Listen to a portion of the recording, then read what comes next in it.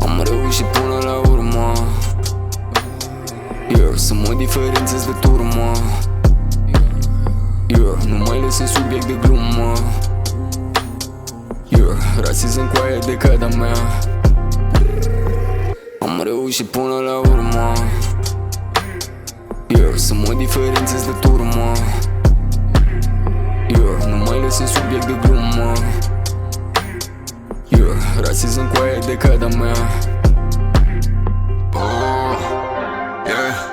Pașișori, mă auzi?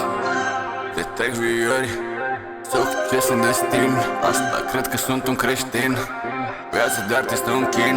Un lucru ce pare meschin, e faima. Nu vreau faima că e nenorocită. Publicul român îți mintea sucită. Câțiva lupi urechi și limbi ascuțite. Nu semnezi la o casă plină de cuțite. Mă fut într-un din l-am văzut pe satana. Am fândat-o atâția ani să vină hrana. Panica fără valoare, nu le mai da validare. Prețul e mare, privește sufletul cum moare.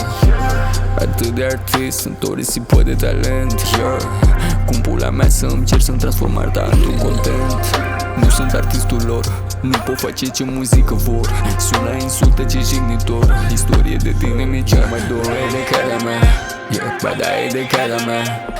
Nu e de cara mea, ba da e de cara mea. Am reușit până la urmă, să mă diferențez de turmă. Nu mai lăsăm subiect de glumă. Rasism cu aia de cada mea. Am reușit până la urmă, să mă diferențez de turmă. Nu mai lăsăm subiect de glumă. Rasism cu aia de cada mea.